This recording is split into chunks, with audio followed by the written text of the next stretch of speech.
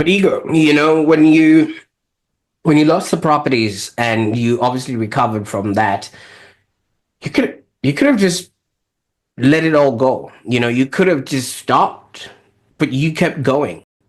Why is that? Well, that's a really good question. I've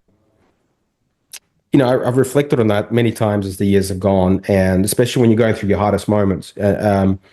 What keeps you going? And I also had I talk about this interesting double-edged sword again, where I had a very successful, well, I made a successful career in the tech world. I could have had a really high-paying tech job, CTO. I had CTO jobs. I could have gone, kept going, whatever.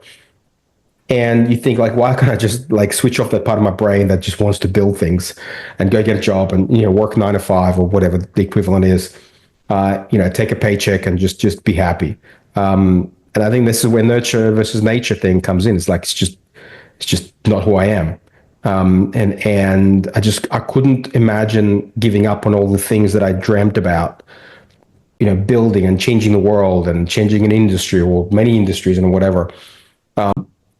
And so to me, giving up would have been, I called it like emotional suicide, right? Where you're alive, but your emotions are dead. Like you just you don't feel the world anymore. You don't see color anymore. I don't know, something like that.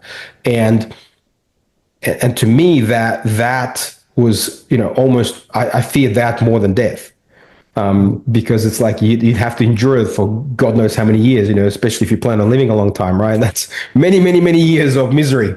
And I was like, yeah, I don't think I can do that. And so, the pain of rebuilding and, I don't know, eating some humble pie or whatever was less than the pain or my imagined pain of spending the next 50, 60, 70 years in, mediocrity and misery. Mm. And so that's what kept me going. Absolutely.